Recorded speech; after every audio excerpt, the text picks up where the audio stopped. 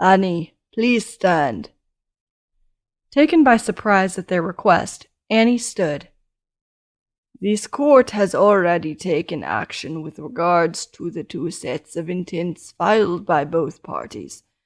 The dissolution of marriage and the negation of heredity brought by Lordess Anitra and Lord Byrick have been made absolute. The original intent by Grand Lord Ryan and Under Lord Vaden has been dismissed as no longer relevant, and is no longer a valid issue because of the dissolution. Do you understand so far, Annie? I think so, your lordships. Good. Because of the dissolution, we are now forced to take into account the fact that you are an otherworlder. A sudden sound behind her made her turn around in time to see Ryan slap away his guard's restraining hand on his shoulder as he remained on his feet. Wide-eyed, she turned back to face the panel. He knew something was about to happen. Something was about to be said, and he had gotten to his feet against protocol to protest. Annie could feel small tendrils of fear start to curl inside her stomach.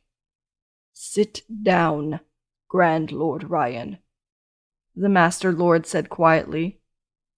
Permission sought, Ryan began. Sit down, Grand Lord Ryan, the Master Lord repeated, this time with less patience. Please, your lordships. Lord Teth. Without warning, the tip of her guard's sword was suddenly aimed at the hollow of her throat. Annie clutched the railing in fear as the metal point remained unwavering, less than an inch from the pulse beating beneath her skin. Slowly, she lifted her eyes to see sadness in her guard's eyes.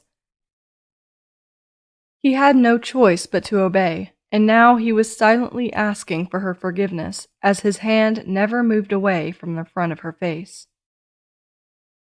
There was a faint sound behind her. Immediately thereafter, the Master Lord nodded, and the guard sheathed his sword. Annie shuddered from what had just happened and resisted the urge to glance back once more. We were speaking of you being an otherworlder. To resume, because you are no longer the wife of one of us, we must deal with the fact that there is no reason why you should or must remain any longer on our world. We have taken into consideration your son, Care. Being as he is of our blood, he may remain with us. Also, because of his age, we have consulted a physician who has assured us that he is no longer dependent upon you for his well-being. At the mentioning of a physician, Annie turned to find Chloe's eyes. The woman angel shook her head to let her know it had not been her they had consulted.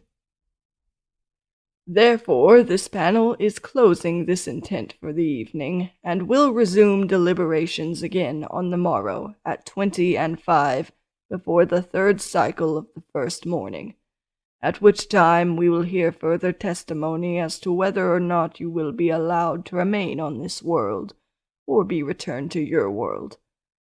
Guards, see to your charges. The huge ornate staff lifted and fell twice.